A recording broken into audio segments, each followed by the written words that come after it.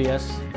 Espero que estéis bien y muchas gracias por estar con nosotros en este 7º episodio de Un Café con del año 2022, desarrollado en formato presencial y online. Esta iniciativa, impulsada por la Delegación en Madrid de la Asociación Española de Ingenieros de Telecomunicación, AID Madrid, tiene como objeto tratar temas de actualidad y de interés a través de la experiencia, el liderazgo y el ejemplo de nuestros invitados e invitadas. En nuestro café de hoy trataremos de la industria global de las TIC, principalmente sobre infraestructuras, tratamientos de datos e inteligencia artificial, transformación digital y algunas más. El punto de observación será el del liderazgo ejercido por Google durante la globalización tecnológica iniciada desde prácticamente el lanzamiento de Internet. Para ello, hoy contamos con un invitado con una larga y exitosa trayectoria en compañías líderes mundiales que le hacen tener una visión completa y precisa de la realidad tecnológica y económica de este nuevo mundo. Damos la bienvenida a nuestro invitado, Isaac Hernández. Isaac, buenos días. Buenos días y un placer estar aquí. Muchas gracias por la invitación. Muy bien, estupendo. Muchas gracias por aceptarla. Y en esta que es tu casa además y que conoces bien, ¿vale? En esta ocasión tenemos nuestro café.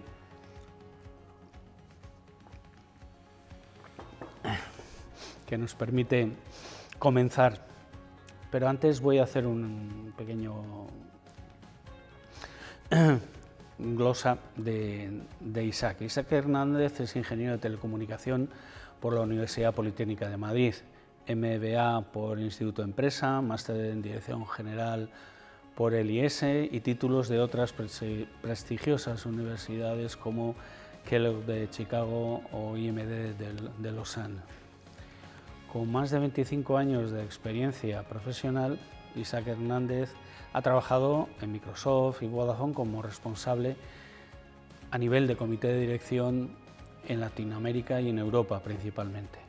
Desde 2014, Isaac es el Country Manager de Google Cloud para España y Portugal.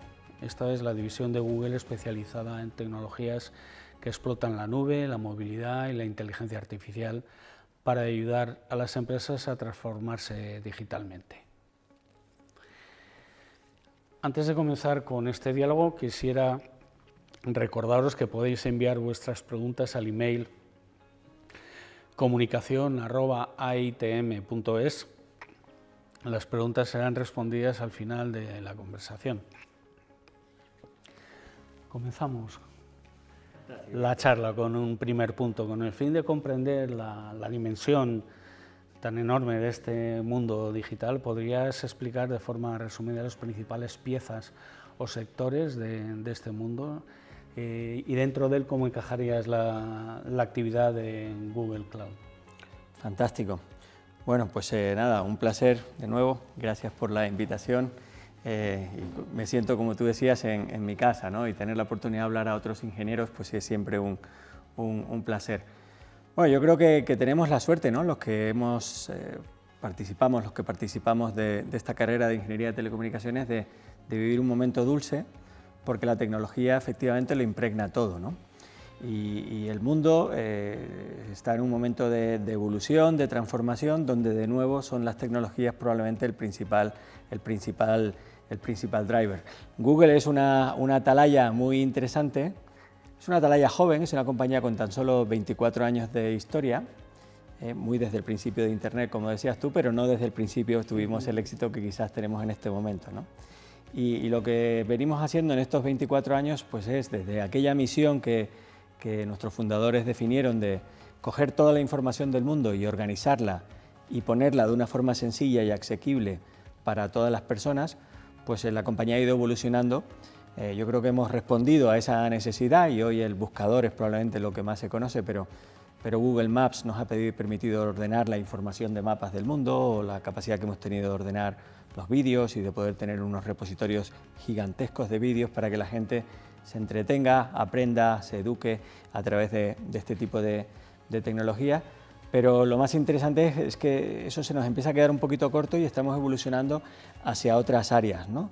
Y desde el punto de vista del impacto de la tecnología, creemos que la tecnología en salud va a tener un impacto importantísimo, lo va a tener en el transporte, y de ahí una iniciativa como los coches sin conductor que decidimos lanzar hace algunos años. La inteligencia artificial sin duda lo va a transformar todo, con lo que está todo por definir, ¿no? Google Cloud en particular, ¿dónde se encuentra? Bueno, pues llevamos 24 años haciendo cloud computing. Google nace con este nuevo paradigma de la computación en la nube, y lo que hemos decidido es que probablemente muchos de los activos y de la experiencia y de los productos y servicios que habíamos desarrollado para nosotros mismos, pues tenía sentido que los pusiéramos a disposición de los clientes, ¿no? Hay algunas dimensiones que no comparto para presumir ni mucho menos, pero para que se vea un poco la escala. Google tiene hoy centenares de productos, 10 de ellos tocan la vida de más de 1.000 millones de personas cada día. Hay más de 3.000 millones de personas que utilizan Android, más de 2.000 millones de personas que utilizan Google Maps, más de 2.000 millones de personas que utilizan Gmail. Imaginemos, ¿no?, los que nos dediquemos a sistemas de información, el tipo de tecnología que tienes que tener por detrás para ser capaz de dar respuesta a esos servicios y a esa ingente cantidad de personas durante todos los días, ¿no? Entonces, muchos de esos activos, de nuevo, lo que hacemos es ponerlo a disposición de las empresas para que las empresas puedan utilizar nuestras capacidades de computación, de Big Data, de inteligencia artificial, para mejorar sus negocios. Ese sería un poco, en resumen, la misión que tenemos en Google Cloud. Muy bien, las infraestructuras de conectividad eran exclusivas de los operadores de telecomunicaciones. Sin embargo, el despliegue masivo que habéis realizado en los últimos años de cables submarinos, satélites, redes móviles, etcétera, son de dimensión realmente global. ¿A qué se debió este cambio? Bueno, pues me remite un poco a lo que os estaba comentando antes, esta necesidad de ofrecer servicios globales a escala mundial, y nos obsesiona la experiencia de los clientes, ¿no? Como en cualquier otra compañía, para nosotros el cliente es lo principal, y entonces cuando tú estás queriendo acceder a un vídeo en YouTube desde España o desde Perú o desde Costa Rica o desde cualquier otro sitio del mundo, te tienes que asegurar que la experiencia del usuario sea buena, ¿no? Y eso nos llevó muy desde el principio, uno, por la latencia, para disminuir la latencia y que la experiencia estuviera muy cercana. Y dos, también por los mecanismos de seguridad, es decir, queremos que la información resida de forma completamente segura. Llevó a Google a embarcarse en la necesidad de desarrollar sus propias redes de comunicación, ¿no? Y es algo bastante diferencial, bastante distintivo. Por supuesto, trabajamos estrechamente con las compañías operadoras y de telecomunicaciones en muchos sentidos.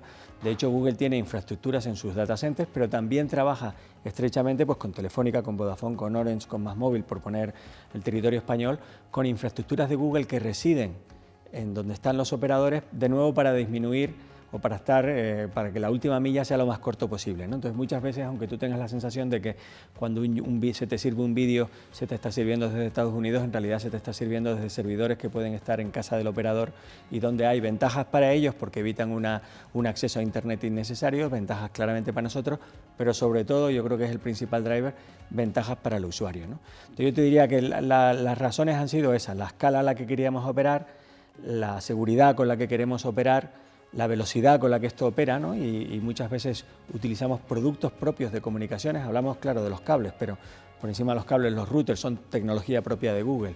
Los servidores que utilizamos son tecnología propia de Google, ¿no? Son tecnologías optimizadas para data centers, para centros de procesos de datos, y que también, al ser propias de Google, hacemos que los ciberataques sean más difíciles.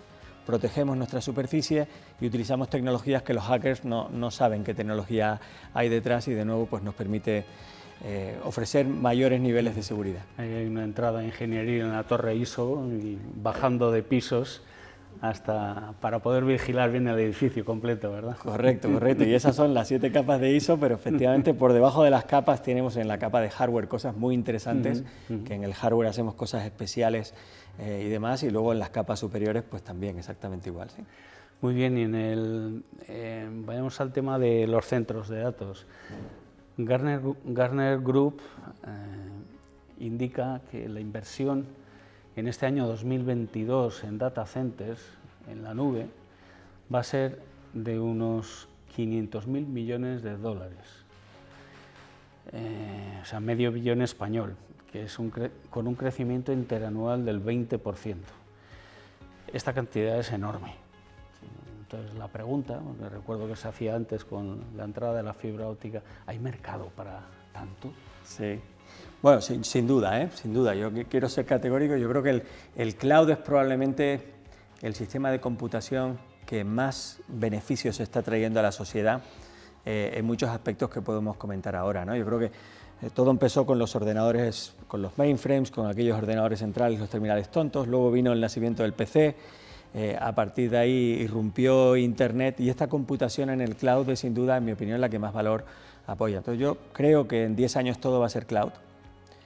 Creo que las compañías que nacen hoy nacen 100% en el cloud, ¿no? Y ese es el ejemplo de las nativas digitales, de las startups, de los emprendedores. Y por lo tanto, si no estamos todos ya en el cloud, con esos 500 trillones de dólares americanos o los 500.000 millones de dólares, es simplemente porque tenemos un legacy de aplicaciones, unas infraestructuras que todavía residen on-premise y que hay que ejercer un proceso de migración, ¿no? Y esa famosa migración hacia la nube que muchas veces tiene su complejidad, no tecnológica, sino que muchas veces es una complejidad cultural, de hacer las cosas de una forma distinta, se trabaja de una forma diferente y falta talento, ¿no? Y este puede ser un tema interesante de tocar para que efectivamente podamos todos beneficiarnos de ese cloud. ¿Qué ha traído el cloud? El cloud trae, para mí, uno de los aspectos más bonitos es la democratización. 2 ingenieros o 2 futuros ingenieros o 2 estudiantes de ingeniería deciden hacer un juego, están en casa, deciden contratar 100 máquinas, pagan por minuto de uso de las máquinas, ponen el juego a disposición y si tienen éxito y se convierte en el siguiente Angry Birds, pues perfecto, con una computación en la nube eres capaz de no morir por éxito y ser capaz de ofrecer tu servicio a millones y millones de personas en todo el mundo y escalar según tú lo necesites. Circunstancia contraria, pues no tienes éxito con esa aplicación, bueno, pues simplemente apagas los servidores y no has tenido que invertir en una serie de infraestructuras que te hubiesen impedido dar el salto y quizás te hubiese puesto el caso de negocio más difícil y por lo tanto pues esa capacidad de hacer un pago por uso, de ajustarte, de definir exactamente qué es lo que necesitas, de utilizar las mejores tecnologías del mundo, las mismas que pueda tener, pues no sé, un Facebook o un Netflix o cualquier compañía que esté hoy operando a escala en Internet y de forma sencilla desde tu ordenador en cualquier parte de nuestra geografía, pues es un elemento precioso, ¿no? Pero no queda ahí, ¿no? Yo creo que la democratización es muy interesante, pero es que luego si quieres de verdad hacer Big Data, tiene que ser en el cloud. Si quieres hacer inteligencia artificial, redes neuronales asociadas al Big Data, necesitas capacidades de cómputo que se dan mejor en el cloud. Y luego aspectos de sostenibilidad, ¿no?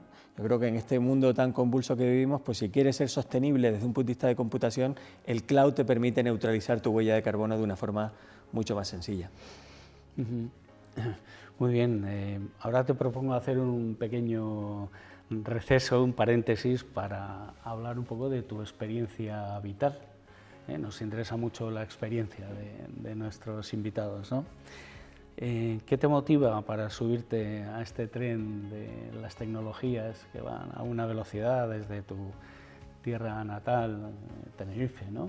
Y decides, pues ahora me voy a Madrid, que es lo que había que hacer en la época, cojo las maletas y me vengo a estudiar Teleco y me meto en esto de las tecnologías. ¿Tuviste a alguien o algo que te motivó especialmente para esto?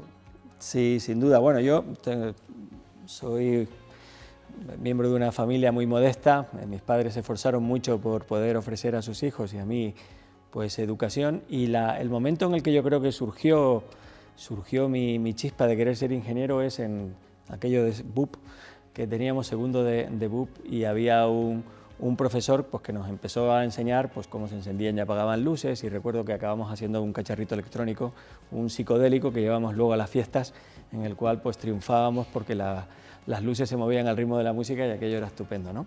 Yo creo que ese fue el momento, ¿no? Me gustó lo del cacharreo, me gustó la tecnología y luego tuve oportunidad también de hablar pues, con otro ingeniero también del pueblo, no había muchos ingenieros sinceramente en el pueblo, que me confió o me transmitió que él también lo había pasado muy bien en la carrera, que lo había disfrutado y yo creo que la combinación de las dos cosas me animó a hacerlo. Probablemente sin tener completa seguridad sobre cómo iba a ser esa evolución, pero eso fue la semilla que me ayudó a venirme aquí a la península, a arrancar la carrera y la verdad es que me siento muy afortunado, ¿no? Yo creo que tengo la sensación de que si volvieran a ser, probablemente volvería a ser la misma carrera, ¿no?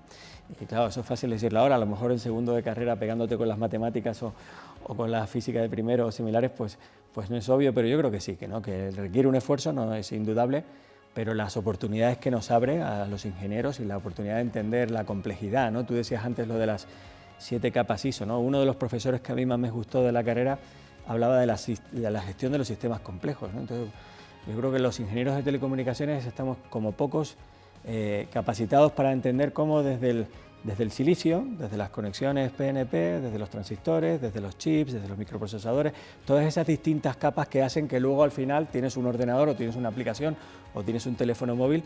Es increíble, a mí me sigue maravillando cómo cada capa oculta la complejidad de cara a la siguiente y conseguimos que todo funcione con unos niveles de fiabilidad altísimos, ¿no? Bueno, pues yo creo que es de las cosas más bonitas de la carrera, ¿no? Yo no me considero especialista, me considero más bien generalista, me atrae más y me gusta pues entender bien eso, el cómo puede ser que la tecnología, bueno, cómo ha evolucionado y cómo va a evolucionar y el impacto que puede tener en nuestras vidas como personas y en las empresas para las que trabajamos. Así que de momento no te has arrepentido de aquello. Está bien. Volvamos a la actualidad.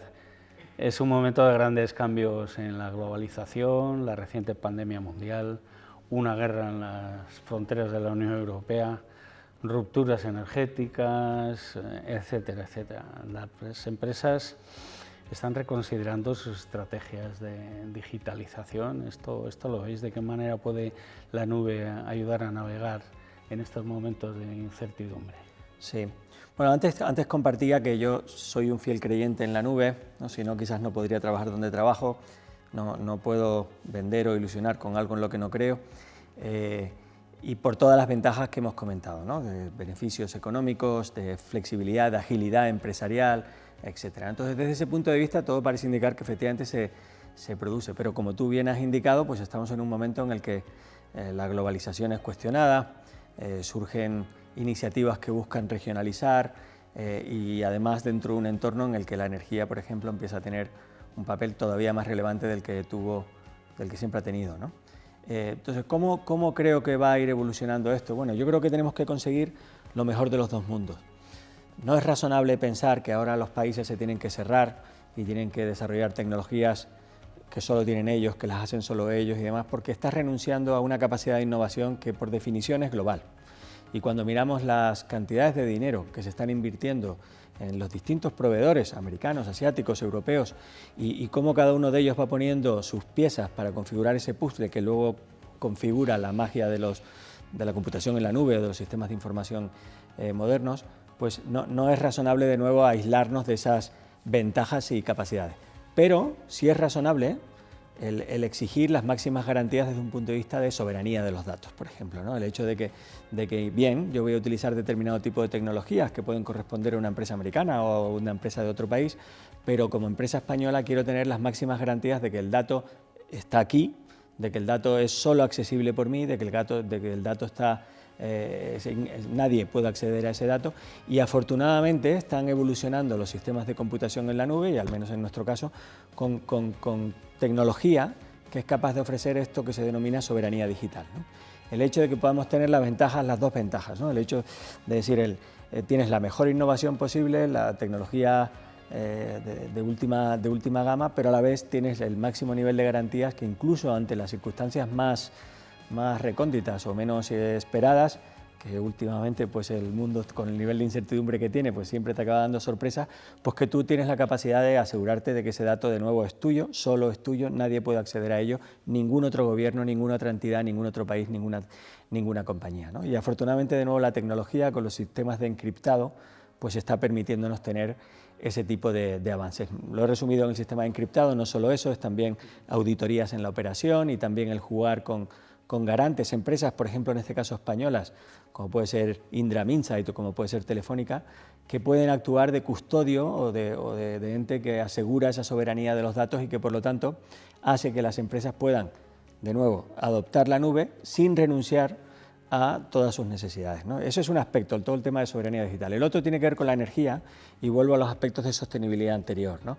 Ahora empezamos a tener muchos clientes que ante esta escalada de niveles de energéticos nos preguntan y dicen, bueno, pero ¿cómo va a repercutir eso? Los data centers obviamente son muy consumidores de energía. Google consume hoy una energía equivalente a toda la ciudad de Los Ángeles juntos, ¿no? Y es una de las ciudades más grandes, la ciudad más grande de todos los Estados Unidos.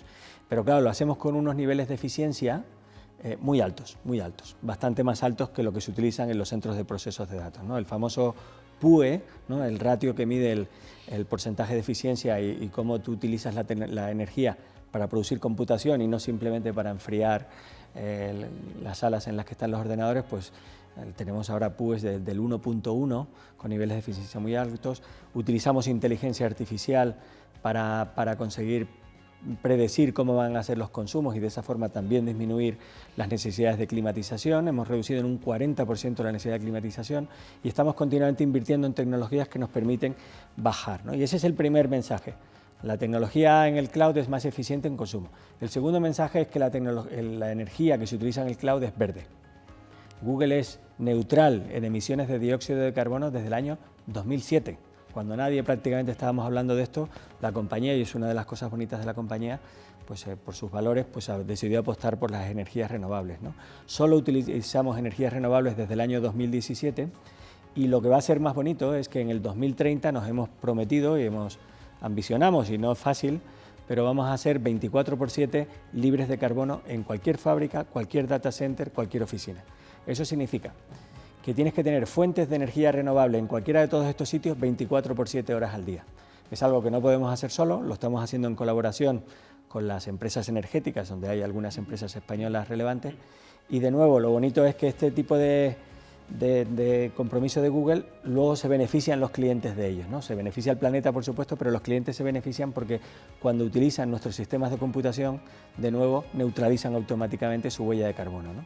Y pueden hacer no solo una tecnología más eficiente, sino también más sostenible, que falta hace. España se ha incorporado recientemente al club de los países conectados con la última tecnología y las bajas latencias. Al tener aterrizados unos cuantos cables submarinos internacionales, de tal manera que tanto la península como también Canarias, me gustaría que nos comentaras un poco de ese ámbito que quizá miramos menos, ¿no? hacia África. ¿Qué puede suponer esto en términos de crecimiento, de desarrollo y de PIB para España, ahora hablando ya? Bueno, yo creo que es una oportunidad fantástica, ¿no? Tenemos esa famosa posición geopolítica estratégica cerca de África, al sur de Europa, con capacidades de establecer esos puentes con América y sobre todo con Latinoamérica, y desde un punto de vista de comunicaciones, como tú bien decías, pues se ha reforzado mucho, ¿no? Nosotros hemos desplegado recientemente un cable de última generación que entra por Bilbao y conecta Bilbao con Inglaterra y con Estados Unidos a muy alta velocidad, ¿no? Y recientemente también otro que entra por la península ibérica, pero en este caso por Lisboa, pasa por nuestra península ibérica y que se conecta y para en Canarias, como tú bien decías, y conecta a África, ¿no? Y va haciendo pues, cabotaje en determinado tipo de países africanos, ¿no? Ahí hay una oportunidad de que desde aquí no solo tengamos los cables, sino también ciertas infraestructuras, data centers, ¿no? Tenemos la suerte de que Google ha sido el primero en desplegar, el primero de los hyperscalers en desplegar centros de procesos de datos que ya están disponibles desde hace 3-4 meses en Madrid. Y desde aquí pues, nos permite ofrecer servicios a las compañías españolas que necesitan que sus datos residan en el país, pero también si quieres disminuir latencias con países de África, probablemente sea una de las mejores localizaciones, ¿no?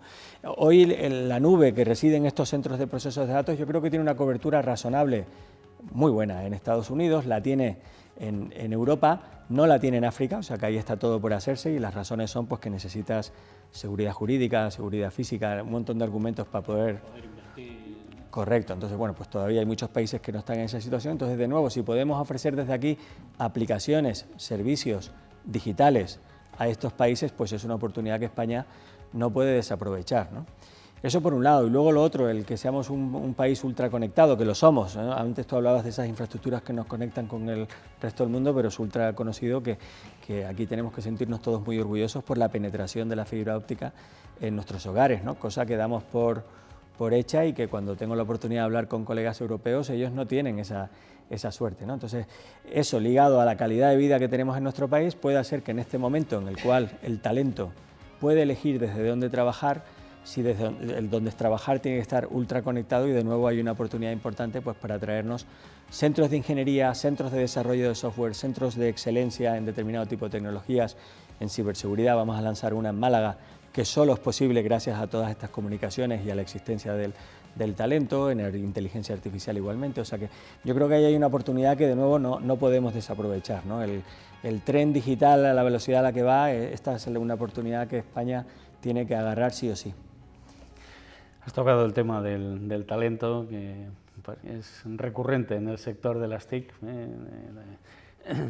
las dificultades en poder adquirir y gestionar el talento en nuestras universidades. ¿Crees que están generando y proporcionando al mercado los perfiles adecuados? ¿Qué petición harías tanto al mercado, a las administraciones, a las universidades en este sentido? Creo que el tema del talento es una clave. Sí, bueno, lo comentaba antes, ¿no? El aspecto cultural, el aspecto de conocimiento. Claro, el cloud trae muchas ventajas, pero es algo nuevo.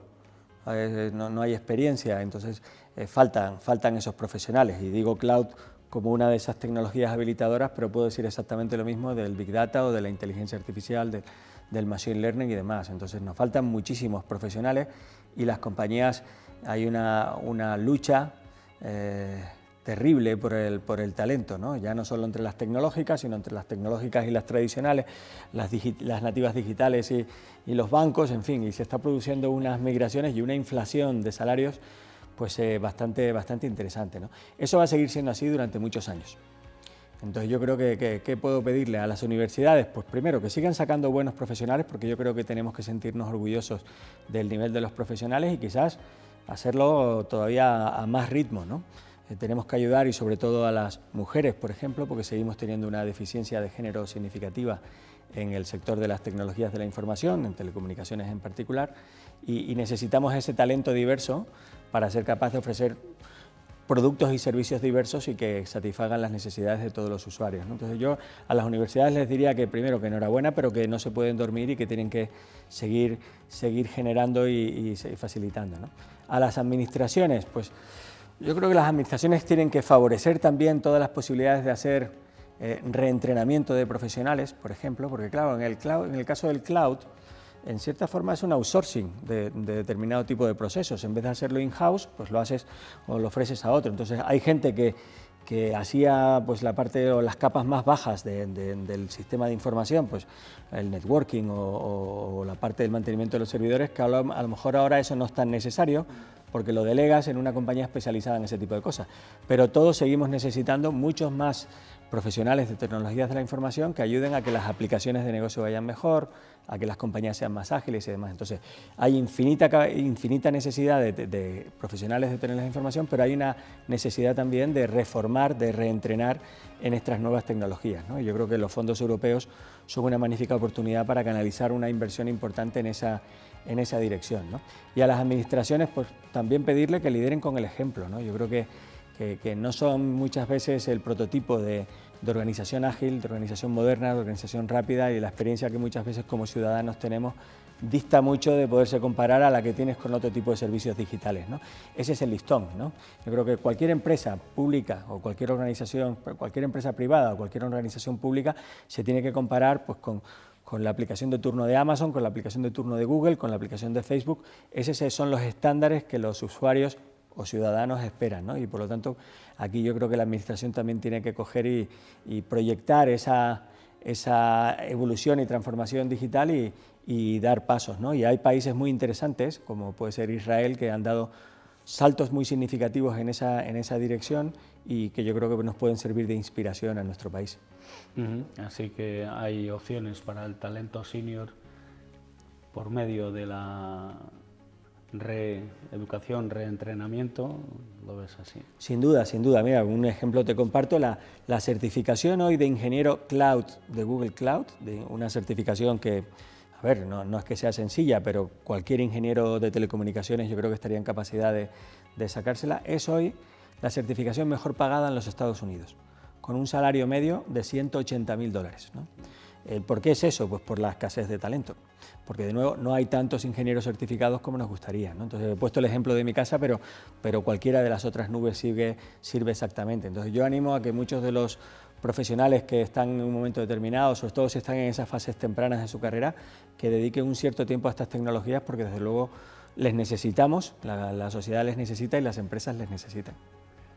Muy bien, estupendamente. Muchísimas gracias, Isaac, por esta conversación, y ahora vamos a dar paso a la redacción, que tiene preguntas que nos han llegado desde la cuenta de correo. Hola Malú, ¿qué preguntas tenemos para Isaac? Hola, buenos días, muchísimas gracias Isaac por estar con nosotros. Pues nada, tenemos la verdad que bastantes preguntas, espero que nos dé tiempo a contestarlas todas, y si no, lo que haremos es que las contestaremos de manera offline. La primera de ellas: ¿cómo ves a los ingenieros de telecomunicaciones ante el mundo actual? ¿Crees que encajan? ¿Son una profesión necesaria?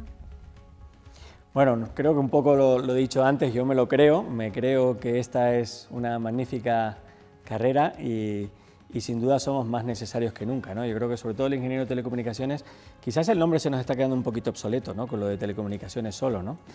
Pero en realidad, o sea, somos esos ingenieros capaces de entender esa complejidad tecnológica que comentaba anteriormente, y por lo tanto las oportunidades son infinitas, ¿no?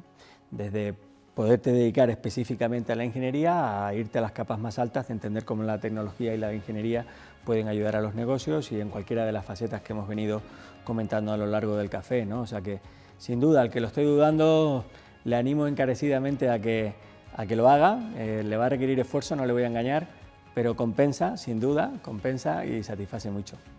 Hablando de Google, ¿hay muchas oportunidades de empleo en Google? ¿Es fácil poder llegar ahí? Sí, es un tema que se tiene un poquito idealizado. Google es una compañía, en mi opinión, fantástica para trabajar. Aparte del futbolín y esas cosas. Cierto, sí, sí. Mítico. Bueno, es verdad que somos una de esas compañías Best Workplace to Work desde hace muchos años, y no lo es por marketing, ¿eh? Creo que en Google, el core business, el negocio principal de Google es el talento.